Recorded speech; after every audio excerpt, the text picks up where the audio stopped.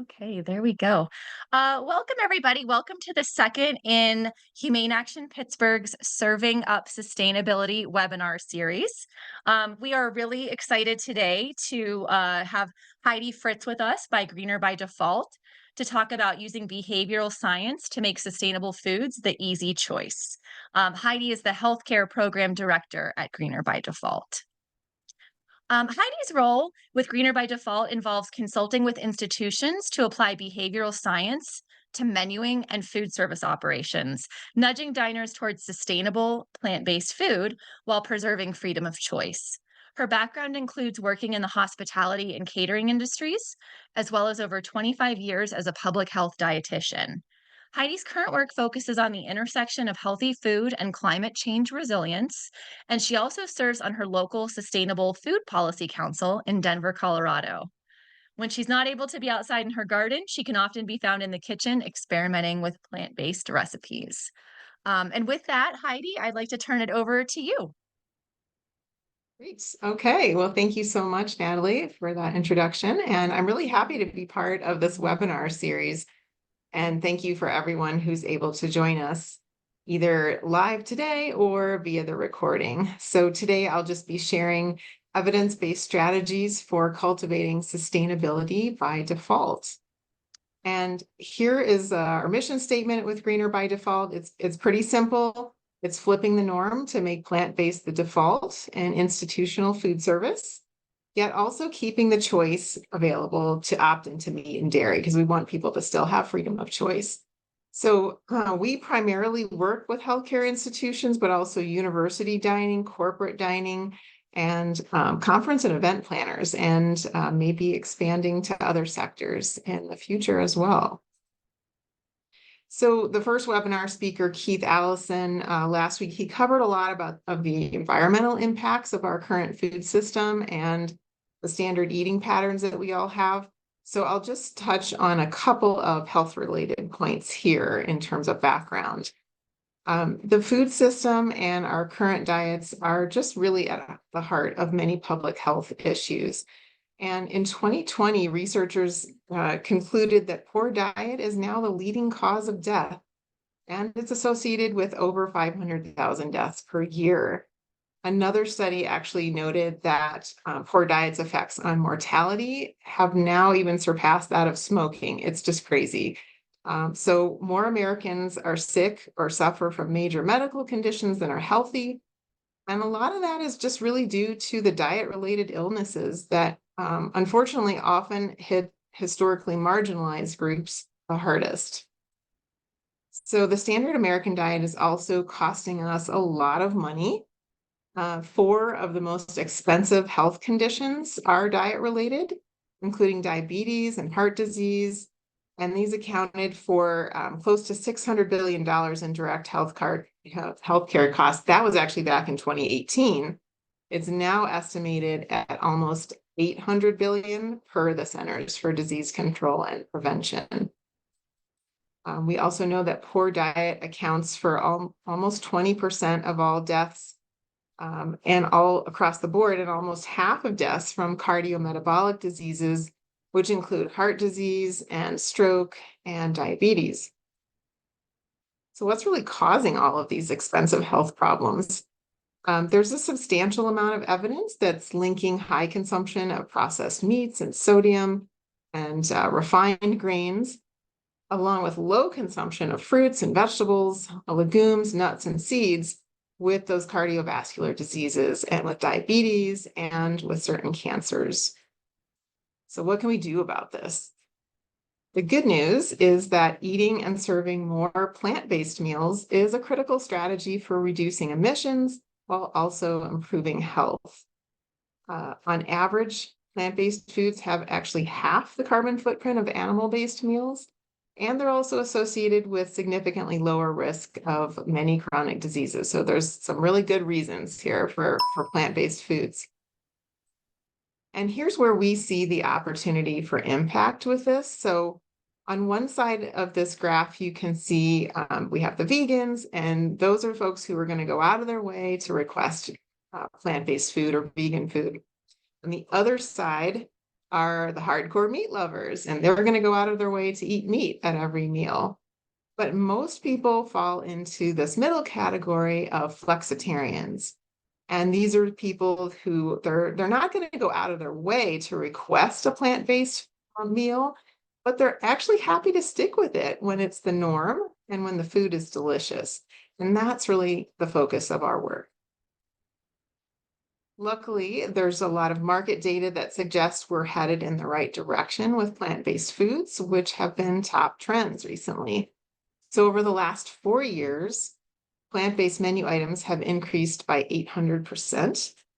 And additionally, most food service operators now feel that offering plant-based proteins is really good for their business.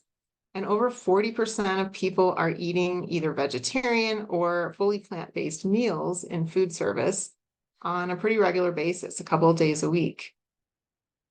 So who's actually driving this trend? Largely, it is young people and omnivores. So the vast majority of millennials and Gen Zers are already eating plant-based foods a couple of days a week, and many want to be eating them even more. But I think that if you look at the circle on the right side of the slide, it's really interesting. It's a whopping 98% of consumers who buy plant-based meats, they also buy animal meat. And actually, this is great news because it means we don't need everyone to go vegan necessarily. We just need to really encourage this trend of flexitarianism, or omnivores that realize they don't necessarily need a huge chunk of meat and they're on their plate at every single meal in order to be healthy and happy. So what we want to do is just really make it easier and more appealing for omnivores to choose plant-based options, and really just change the paradigm that says that plant-based food is just for vegetarians. Our program at Greener by Default was really inspired by the book Nudge by Richard Thaler and Cass Sunstein. In this book, they really examine the impacts of defaults and nudges on human behavior. So a default is the option that people end up with if they don't make an active choice. For instance, many people still have the default ringtone that their phone came with because it was just one more thing to do to go in and change it, and they didn't do it. So that's the default. And people tend to stick with those defaults because it's the status quo, partly because it's less decision to make, and partly because it's just seen as the more socially acceptable option. So a great example of this is organ donation. And this is very powerful in the way that defaults can be used here. So you would think that whether or not people opt to be organ donors is a matter of personal belief, but it turns out the defaults actually play a huge role here. So on this graph, you can see the countries that are on the left side of the graph with the yellow bars. They actually have an opt-in system for organ donation. So by default, you are not an organ donor, and you have to actually actively go in and opt in. And so the countries in Europe that have an opt-in system, the highest participation rate is around 30%, and that's in the Netherlands. But then if you look at the countries on the right with the green bars here, these countries have an opt-out system. So by default, you are an organ donor, and you have to actively opt out of it. And as you can see, most of the countries where by default you are an organ donor, they have close to 100% participation rate. So when you combine these two ideas of plant-based foods and defaults, you get greener by default. And our concept is simple. We are looking to flip the norm. Pretty much everywhere right now, meat is the default, and people have to specially opt in to veg options, which usually only strict vegetarians and vegans are going to put in the time and energy to do. So we're really just working to flip that and make plant-based the default while giving people the choice to opt into meat and dairy. And this way, everyone still has freedom of choice. Nothing is completely off the menu, but really the more sustainable option becomes the default. And sometimes there's a hesitation to address the food that you're serving, because you might think, well, we don't want to upset people, or there's not that many of our diners that are wanting plant-based foods. And food is a really deeply personal and emotional topic. But the standard American diet with meat and dairy in every dish is actually not a very inclusive way to serve food. Serving plant-forward menus is much more inclusive of the many people with food allergies and the 30 to 50 million Americans who are lactose intolerant, the majority of whom are people of color.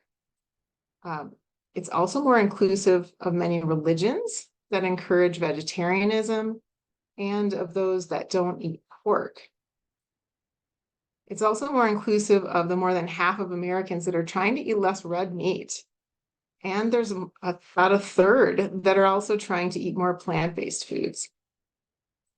And finally, it's also more inclusive of communities of color who are actually 3 times more likely to identify as vegetarian. In fact, Black Americans are the fastest growing demographic of vegans.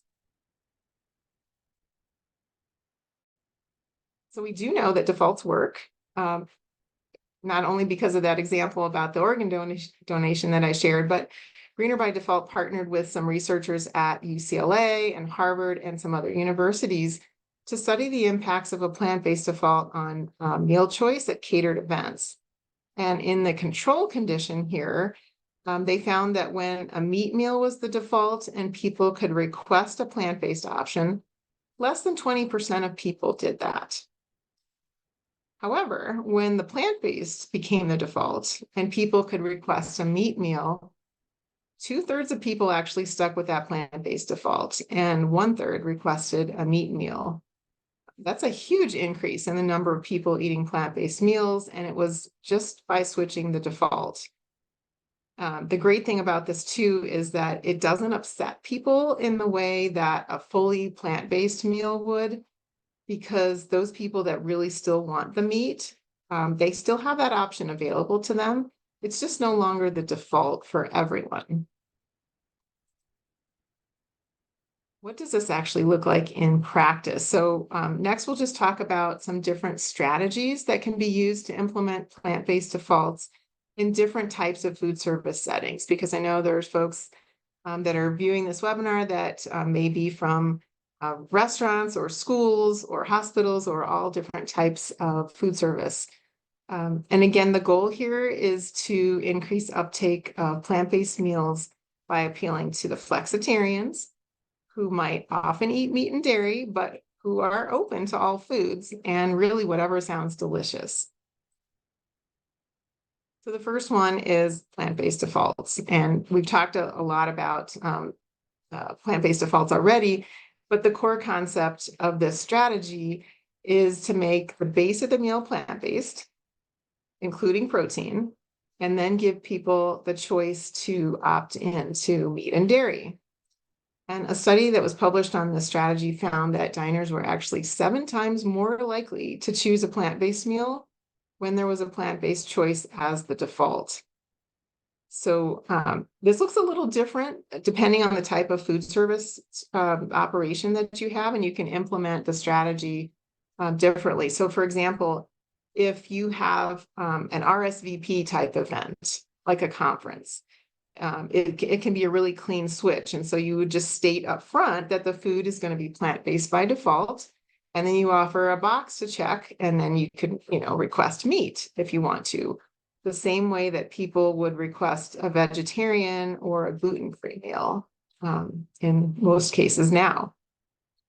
And then if you have like a buffet style, you can offer the plant-based entrees first in that buffet line and put the meat and dairy in smaller quantities at the end of the buffet line. And that way, what happens is people naturally fill up their plates with plant-based options, and the meat and dairy become more of a garnish rather than the bulk of the meal. And so if you have a set menu, say it's a room service menu in a hospital or a printed menu at a restaurant, what you can do is make the base entree plant-based and then you just offer meat and dairy as add-ons. So this is really pretty common practice already for salads and bowls at a lot of restaurants, where, you know, the base is veg, and then you could pay maybe $3 or $5 extra to add on chicken or salmon. But if it's not possible to make the base meal entirely plant-based, then you can create the perception that plant-based is the default by just changing the ratio and offering a minimum ratio of 2-to-1 veg to meat options. A recent study just found that when menus do shift from having 2/3 meat options to 2/3 vegetarian options, selection of those veg meals increased by over 50%. And this is really because, you know, if there's just only one vegetarian or plant-based option, the omnivores perceive it as the special option that is just for vegans and vegetarians. So if I don't follow those diets, I might just think, well, that's not for me. That's not for me. That's for the vegetarians, and I'm going to leave that alone. However, if we shift the ratios and you provide several different veg options, then actually what you're doing is shifting that decision-making process. So what happens is that people end up thinking a little bit along the lines of, you know, the flavors and what they're in the mood for that day. Do I want the chickpea curry? Do I want the Thai noodle bowl? Do I want the cauliflower tacos? And so that is what's driving their decision, rather than whether they identify as a vegetarian or a vegan who's going to go out of their way to avoid meat. Subtle substitutions is another easy and effective strategy. And this is just simply serving plant-based condiments, milks, desserts, and breads by default. And it's more inclusive because it's going to meet the needs of those with allergies and dietary restrictions who otherwise might not be able to eat all of the meal. And that could actually lead to more food waste, which is, from a sustainability standpoint, that's not good. We want to avoid that. And these days, most plant-based products are so good that people won't really notice the difference at all. We actually had worked with a university that was trialing a plant-based brownie. And they found that in blind taste tests, the students actually preferred the taste of a plant-based brownie over the conventional one. And it was cheaper for them to make. It had lower cost ingredients, it had lower carbon and water footprints, and more of the students were able to eat them. So it was more inclusive. It was a win for everybody. And for another example of just how impactful these small changes can be, there's a school district here in Colorado where I live that replaced all dairy and eggs in their desserts with applesauce and oil, along with some flaxseed. And they ended up saving emissions equivalent to driving over 50,000 miles, as well as saving over $10,000 annually. The other plus for them was that their budget and supply chain are protected from some of the seasonal fluctuations that have resulted from the avian flu outbreaks. Our next strategy is restructuring menus. And so when there's a printed menu, what you want to do is ensure that those plant-based options are incorporated into the main menu rather than in a separate section. And this simple change can increase the selection of plant-based items by 56%, according to this study. And that's because if I'm an omnivore and I'm looking at this menu that's on the right side, I see this vegetarian section at the bottom, and I think, well, okay, that's just for the vegetarians. So I focus on the main menu at the top, and I don't really even look at that vegetarian option there. But if those veg options are incorporated into the main menu, like it's shown on the left, and especially if they're listed first, I'll end up choosing what sounds delicious, regardless of whether it's plant-based or not. And another impactful strategy is labeling foods with names that are focused on taste and texture and ingredients, or where they come from. You know, rather than calling something vegetarian or vegan, or meatless or healthy. And it definitely works. And I know our speaker in the first webinar, Keith, he also touched on this as well, but it bears repeating. Some people think that vegan means it's less delicious or it's less filling. And other people think that it's just for vegans. So if I'm not vegan, then it's not for me. And a great example of this is we had worked with a software company, and they changed the name of their vegetarian hummus wrap to a roasted red pepper avocado and hummus wrap. And they saw their sales immediately increase. Didn't change anything about the actual entree or the sandwich. It was just the name, and that made a difference. So unfortunately, many restaurants, though, are currently actually taking the opposite approach to this. And there's often, you're going to see plant-based dishes that are named in ways that portray them as healthy, but kind of bland and not really super appealing. And the meat-based dishes are made to sound tastier. So that ends up just leading to a lack of interest in plant-based meals. And, many people, if they're going out to eat, they want to indulge, they tend to avoid healthy sounding options. Now, revising the dish names that you have on your menu by itself is not necessarily going to completely turn the tide here, but even having small increases in the uptake of plant-based meals can have significant impacts on carbon footprint. And if you layer several of these strategies that we've talked about, that can have a huge impact on uptake of plant-based meals. Okay, so next, we're going to look at a couple of case studies where these strategies have been implemented. And first up is a short video on Greener by Default's work with LinkedIn's corporate cafeteria in conjunction with the Better Food Foundation. So I'm just going to ask somebody needs to let me know if you can hear the sound. I just want to make sure that's coming through.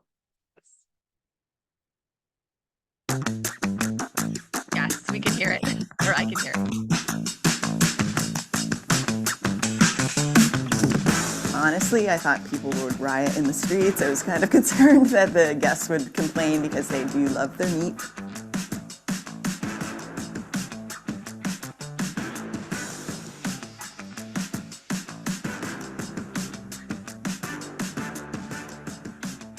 We've had not a negative word about the reduced meat option, which really shocks me. Because of the options I have here, I eat a lot more vegetables and a lot more plant-based food. It's good to see sort of like how people can get creative and make like actually really delicious meals. Partnering with the Better Food Foundation really made it an easy process.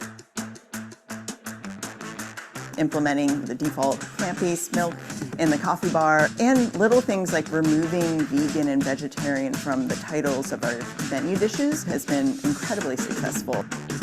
Pretty much every major company, they're looking at the global impact and being more environmentally sustainable, and it can't be a buzzword anymore. We actually have to do the work to make the impact.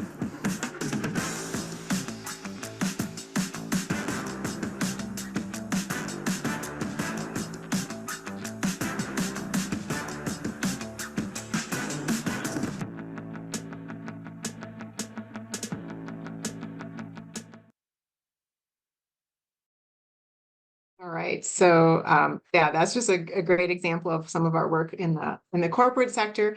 And next, I just wanted to share about Greener by Default's work in the hospital sector. We worked with New York City Health and Hospitals as they initially piloted plant-based defaults for patient lunches. And the way this works in their operation is that they have their food service associates verbally offer patients 2 different plant-based chef specials. And then if the patient doesn't want either of those dishes, then they tell them, what's on the rest of the menu, which would include both plant forward and animal-based dishes. And in the pilot, they found that more than half of patients selected plant-based meals, and 95% of the patients who chose the plant-based option in the pilot were satisfied with their choice. And so the pilot was deemed so successful that they now offer plant-based default meals at lunch and dinner at all 11 of their public hospitals in New York City. And they did also save a significant amount of food costs. You know, it says here on the slide that it was just 59 cents per tray, but when you add up all those trays, they're actually saving about $500,000 per year. And they did also cut their food-related emissions by over a third. And the photos here, you can just see some of the dishes that they're serving, which really include food from different global cuisines that better reflect the diversity and the preferences of their patient population. So that was one of their goals in that project as well. And so in addition to these two brief case studies that I've shared, we also have some pilot projects happening right now at several other hospitals and government agencies and large companies. So this is just a very brief sampling of some of our work. Okay, so now it is your turn, and I just want to take a minute or two for you to try putting some of these ideas into practice. So regardless of what type of institution that you're with, what type of food service operation you have, I think this can just help expand thinking about how can we add some more plant-based options to the menu. Okay, so here are 10 entrees that you might see on a hospital menu. And it's pretty traditional stuff, not always the healthiest, but maybe it's comforting. And that seems to be what a lot of hospitals want to have on their menus, kind of comfort foods.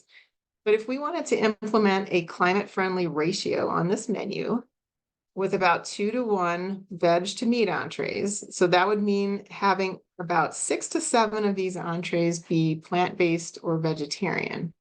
So my question to you is, how would you go about making some protein swaps here, or subbing in a new dish or two? You know, what would you keep on this menu, and what would you change? And so if you would like to either come off mute and share some ideas, or you could certainly put stuff in the chat as well. Let's see if I can open the chat. Lentil stuffed cabbage rolls, yes. Okay, chicken pot pie could be vegetable pot pie. Absolutely. Yeah. Yeah, sometimes it doesn't mean that you have to completely change everything that is on the menu. Just make some protein swaps is great too. Tofu pad thai, yes, absolutely. Stir fry with seitan instead of beef. Would that be more expensive? That's a great question, and it depends. You know, you could be making seitan in-house, and that might be less expensive. You can also think about this in terms of the overall menu mix and what costs that you have. If you're saving on meat in some ways, then you still might have a little bit of budget that you could divert to other meat alternatives or higher cost specialty ingredients if you wanted to do that. So there's definitely options there. Okay, pasta dishes seem to be veg without seem like a swap. Yeah, yep. Adding pasta options. Well, and I think actually that fresh tomato pasta is already veg. So that's good. Here is just an example of what a re-ratioed menu could look like. So I think you already came up with some of these ideas, like a lentil vegetable pie. It could be a shepherd's pie. The pad thai with the tofu. You could also use soy kernels in the stir fry, which is another great product, or roasted vegetable lasagna. I mean, that could be vegetarian. It could also be made fully plant-based if you would use like a cashew cream sauce or crumbled tofu ricotta in place of the dairy there. And again, those cabbage rolls, you could use a veg crumble in there. You could use a legume in place of the meat in there as well. So lots of great ideas. Heidi, Thanks for I don't sharing. know if you saw Yeah. in the chat, because actually I'm the one who asked it, but we've heard from institutions before in restaurants, and I thought it'd be helpful to ask so that the people watching this on record could get an answer about accessibility to getting things like tofu and seitan in bulk, when they order from, wherever they're doing their ordering. Is that something that's typically accessible to get those kinds of specialty items in the quantities that institutions need them? Yeah, that is a good question. So it's been our experience that definitely, lentils and beans and tofu are not any problem at all because those are readily available. Depending on which, who your supplier is gonna have obviously an impact on what other ingredients that you can get. And sometimes if you're not seeing the options you want, first of all, I would suggest that you advocate for those because that's how these companies are going to be able to offer more is if they keep hearing that there's a demand for them. So things like seitan or, different forms of tempeh or even different types of tofu. We have a client that used a lot of fava bean tofu, and that was a great product because it has a different texture than soy tofu. It was something that they had to get, it took a little time to get it, but once they did, they found great results on some of the menu items. So yeah, hopefully that helps. All right, so let's talk about just a few things that we've learned along the way with some of this work and some tips for success.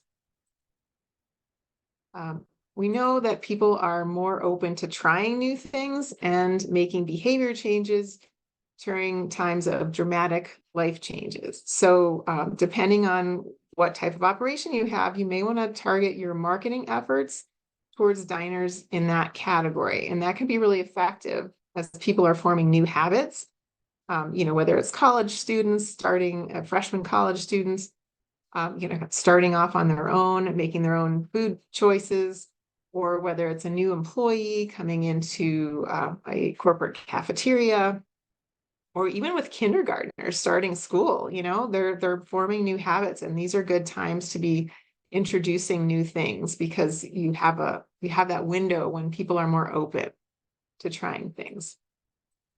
It's also important to consider if diners are going to go to your site every day, and then, in that case, are they going to notice menu changes more readily? So if that's true, then a slower rollout of new dishes and menu arrangements might work best. So you're not changing everything at once. However, if most of your diners are new every day, then it's possible to make changes more rapidly without ruffling any feathers because there's no or less pre-existing idea of what should be there on that menu and what that menu typically looks like. So messaging, I wanted to touch on this too, in terms of messaging to diners about the new or revamped menu items, and especially about plant-based defaults. It's good to be upfront and tell people ahead of time what's happening with the menu and the purposes behind it. So whether that's planetary health or human health or whatever the motivation is there, it helps to minimize pushback if people understand more about the why of the changes that are happening. And the messaging is also going to be more effective when you can focus on what's being expanded on the menu. So expanded options, flavors, cuisines, as well as the goal to be more inclusive of different dietary needs and preferences. So again, the main thing is focus on what you're adding to the menu, not what's being taken away, if anything. And then really let the foods speak for themselves, and they will if the food looks and smells amazing at the point of sale, their point of decision. So here's an example too of an effective message. So if you have a cafeteria or an event buffet, you can also include point of decision messaging like this that connects to the sustainability theme. So it might not seem like much, but even small changes add up. And choosing a plant-based meal just once a week for a month can save emissions equal to charging your iPhone for 2 years. So this is a positive impact in just highlighting that easily achievable action with a tangible outcome like this can really help diners see that their individual choices do make a difference.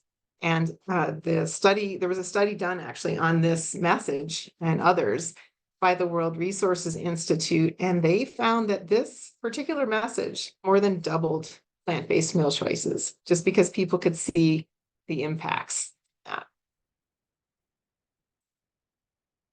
And people are often willing to try new foods if they're paired with familiar flavors that they love.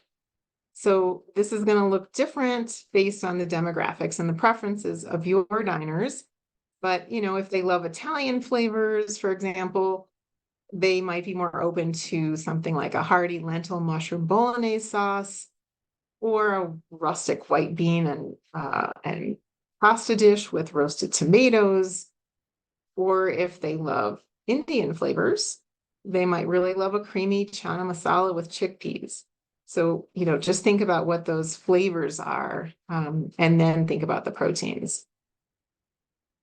And you can also think about introducing ingredients that people are less familiar with, like tempeh, for example, or seitan, as we mentioned before, with, just in small amounts that are within foods that people already like. So people like breakfast burritos. If you could have a breakfast burrito with tempeh bacon instead of just serving that tempeh bacon on the side, it's a way to get people to try those foods and realize how good they are.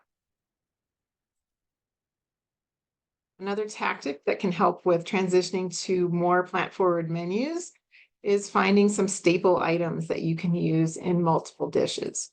So here are just 2 examples.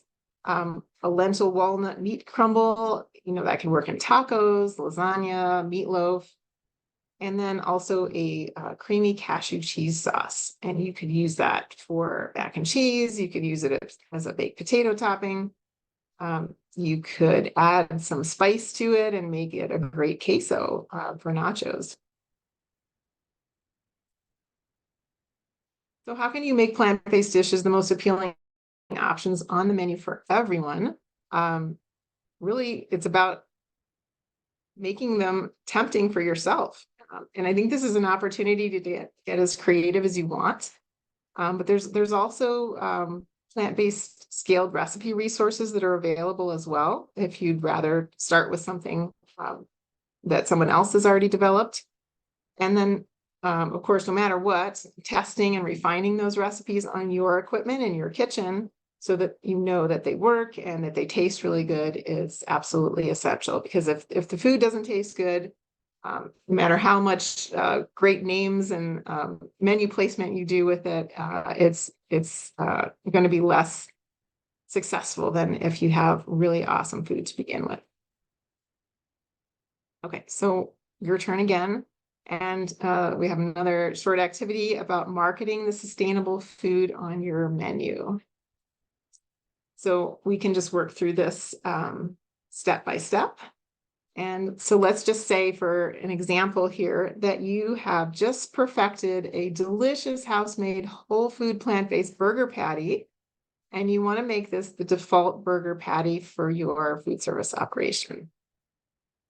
So first, you would describe, so what are the key ingredients and flavors that you've used in your plant-based burger patty, including the toppings? So here's again where you can share out in the chat or come off mute if you'd like. And, what would be some things that you might, just key ingredients, just so we can kind of set the stage.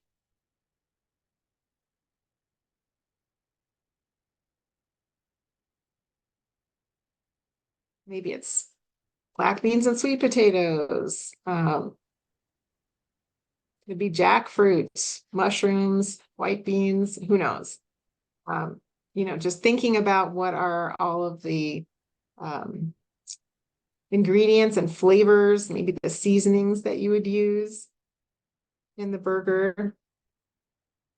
and kind of just starting with that list of what those things are. So we're not going to have time to go through all of this today, but I think this process is a good one to consider for how you could, for naming things and just marketing them as well. So we'll just look at another, just could be another example for today's purposes. So say this is your fabulous new burger, and maybe it looks to me like it's quinoa, maybe some sun-dried tomatoes, maybe there's some hummus on there. So think about, like, what are some words that you could use? Let's just brainstorm for a minute. What are some words that you could use to amp up the name for your burger based on those key ingredients and those flavors? And, you want to just kind of get creative with thinking about what are the sensory words that you could use, craveable, hearty sounding words. How is it prepared? Is it connected to a geographic area or a particular cuisine? Yeah, so think about those things. I'm looking in the chat here. Black beans, mushrooms, chia seeds for binding. Yes. Nutritional yeast. Okay. Hearty quinoa and roasted red pepper burger. Love it. Okay. Words like gourmet, savory, flavor packed. I like using the actual word hearty. Okay. Bursting with flavor, freshly prepared, zesty. Yeah, these are great examples. Delectable. Absolutely. Yeah, these are terrific examples of words that you can use. One thing I do want to say is some words to avoid, actually. You want to avoid food descriptors that might suggest deprivation in some way. So again, if you're using things like healthy or light or meatless, that doesn't really resonate with most people. And even things that might be health positive, and I see this in sometimes in healthcare facilities where they want to use something like high fiber, vitamin packed, that sounds healthy, but it may not have the impression that you want to get across about your food. And then, once you've brainstormed all these things, you can kind of just think about which of those possible dish names or words that you came up with is going to appeal most to your typical diner. So, we're all in different types of food service operations. Your customers, what will appeal to them. And then I'll just go back to this here for step 3 of this process. Then you would want to just think about, how does your staff actually talk about it? So you have your burger, you've got a great name for it, but how is your staff going to talk about this new burger patty? That could make or break it. So it's great to have them, first of all, taste test it, and also give them some talking points to use. So how do you want them to describe the new dish? So really worth thinking about, what are some phrases that you want your frontline staff to use with diners as they're offering or presenting this new burger? And so that is going to help them a lot. Even if it's a script at first, having some of those words to use is really going to be helpful to your staff, and make sure that they're sharing about the food in a really positive way. And especially if they've tasted it and they know how great it is, they're gonna speak highly of it to your diners. And then I guess there is a bonus 4th step that you could also use depending on your food service setting. And that would be to just take some good quality photos of the dish so that you could share that or display it. Because sometimes, depending on what the new dish is, a burger maybe is pretty self-explanatory, but if there's a dish that people might not know what to expect or what it's going to look like, it's really helpful to have some photos available. And again, that would just depend on your food service setting, what that looks like. So, okay. So here are just a couple of resources that I thought you might find helpful as well. One is called the Edgy Veggies Toolkit from Stanford and Menus of Change. And this is really great. It lists words that you can use to describe vegetable dishes in very appealing ways. And there's different categories of words depending on what you're looking for. So I would encourage you to check that out. And also the second one here is World Resources Institute's Playbook for Guiding Diners Toward Plant-Rich Dishes and Food Service. And this one has lots of science-based behavior change strategies, some of which we've talked about today. And that really just helps to market those plant-based foods. So you can Google either one of those. They are readily available. I'm sure they'll pop up. And again, those are just tools that you might find helpful. So what could this look like at your institution? Hopefully we've given some examples of different strategies and tactics that you can use. And just in recap, this approach really can work in any food service setting. At the same time, implementing plant-based defaults well can be nuanced.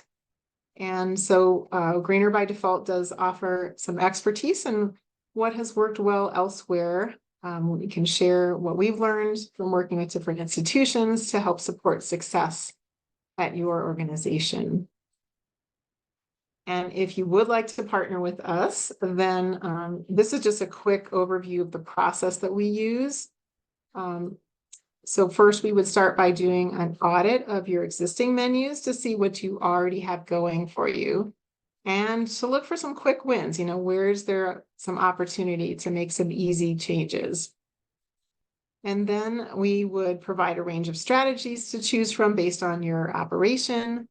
And once you've selected what strategies you want to pilot test, then we would work with your team to design a pilot to fit your specific goals and your food service environment. And during the pilot, we provide project support, plus staff training, communications materials, evaluation resources. And then we help you tell the story with data and provide some recommendations for how you could implement this on an ongoing manner. So we really encourage using a pilot test to try out some new ideas and collect data and see how it goes. And then from there, we learn a lot, and we, often make some great decisions based on that data for what to do next. So it's really more than just getting those plant-based options on the menu, but actually getting people to choose them and being able to show that impact with the data. So that's really what we're all about. And here's our website. You can certainly visit us. We have some resources available there on our website as well. You can email us if you would like to get more information, depending on what type of operation that you have. We'll direct that to the right person at Greener by Default. And again, just thank you so much for participating in this webinar series. And I will stop there, and I am happy to take any questions. Thanks so much, Heidi. I don't know if we'll have time to get to all of them, but we do have several questions that came from registrants that weren't able to attend the live session today. The first one, and I'm actually going to change it a little bit. The question was, if you could recommend one small first step organizations could take, what would it be? But if you could also maybe speak to what individuals can do. Because I do think we'll have some people viewing this that are not necessarily representing an institution or an organization. Okay. So a first step that institutions can take, and then what can individuals do? Right? Yes. Okay. Just making sure I got all that. So in terms of first steps for institutions, I would say just really doing an assessment of your current menu and looking at what are some really easy things that you could do? So not necessarily looking at, developing a whole new suite of recipes, but, where are some easy swaps that could happen? Or even the plant-based dishes that you might already have on the menu. How can you give them a better name, put them in a different place on the menu? There's just some easy things that they don't have to spend any money on. It's just a matter of kind of looking at your menu again with some fresh eyes and thinking about that. And then to the second part of your question about individuals, I would say if you are an individual and you are, like most of America, going out to eat a few times a week, you can advocate for, request more plant-based dishes, order the plant-based dishes that are on the menu, provide feedback to the food service operator about those dishes, because that will really encourage them and drive them to offer more. Great, Heidi, I have thanks. a question. Thank you so much for your presentation today. I was wondering, does your research apply to grocery stores? So I'm just thinking like on menus, a lot of vegans and vegetarians like things to be separated and labeled for their convenience, but obviously everything in this presentation suggests that, to help drive the sale of these products, that's not the best way to do it. Does your research suggest the same for grocery stores? Like some grocery stores have the Impossible burgers next to the meat burgers. And some grocery stores have like a vegan section where it doesn't matter if it's a vegan dairy item or a vegan meat item or, like some other specialty items like nutritional yeast or something. It's all in one section and it's not mixed in with other things. Mm-hmm. Have you seen that to be similar in those situations as well? Or does your research for your organization not really look into those types of businesses? Yeah, thanks, Shannon. So, yeah, in short, no, our research doesn't cover any of the retail grocery store setting. We haven't done work in that space. That said, I know that there are things out there in the literature about it. I mean, I just don't know what they are off the top of my head, but there is a body of literature there's a lot related to marketing in grocery stores and behavioral science around that in terms of choice architecture. Just one example I'm thinking of is just even what's in the checkout aisle. What you put there is what people buy. And so there's a lot of interest in making the foods in the checkout aisle more sustainable foods. So that's just one example, but it's not something that's that Greener by Default has done specific work in. That said, I just want to mention one other thing because I realized when you asked this that I didn't mention this in the presentation. In terms of menuing with plant-based items, actually, we would recommend having, like a symbol or a small V next to a fully plant-based dish on the menu, because you don't want to call it out and say vegan, whatever it is, and have that be in the title of the dish. But if you have a small symbol there at the end, that still helps the vegans and the vegetarians find the food that they're looking for and know for sure that they can order it safely. Gotcha. Yeah. Great, thank you. I think we have time for a couple other questions. Another one that came in. What are some common barriers or challenges you've encountered when trying to influence consumer behavior towards sustainable food options, and how have you overcome them? That's a great question too. So, I mean, most of what we are doing is, we're working with the food service operation, and a big piece of that is the communications that they're doing either with their staff or with their diners directly. And we do really want to provide we have communication template that we can provide to people for, how do you want to message this? Say you're in a corporate cafeteria, you might want to survey your employees about different flavors or cuisines that they'd like to see on the menu. And then you can address those flavors. You don't have to say do you want to see more plant-based food? Because probably the majority are going to say, no, they don't care about it. But if you ask them, what kind of cuisines or flavors, or how could our menu be more inclusive of, all these different kinds of diners? then they're going to start thinking about that and be more open and receptive to that. So I think really communications is key to overcoming any resistance or pushback that you might see. So yeah, that's probably what people think about the most in terms of barriers is, is there going to be a backlash in some way from diners? But we have actually found that, if the food's delicious and it's well presented, no, there isn't pushback. We maybe have time for one more question. A question came in, could you discuss any future initiatives that Greener by Default is working on aimed at further leveraging behavioral science to promote sustainability in the food industry? Okay, future initiatives. Well, some things that we are working on right now are trying to work with food service management companies. So not just individual institutions, but also thinking about, the Sodexos and Aramarks and Morrisons of the world. And, they are also very interested in offering more plant-based meals. And so we see a great opportunity to work with them at a corporate, national, international level on some of their menuing, because they have a great influence on all of their clients. So that's one thing.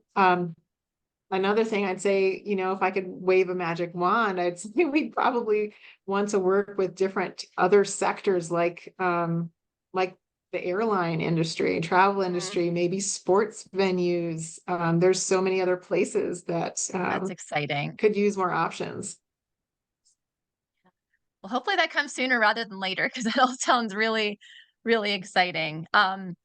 And yeah, I just want to again thank Heidi for a wonderful presentation, and also to thank Greener by Default for everything that they're doing.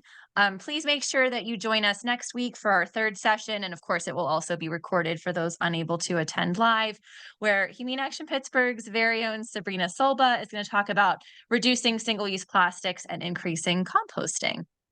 So thank you all again for coming, and thanks, Heidi.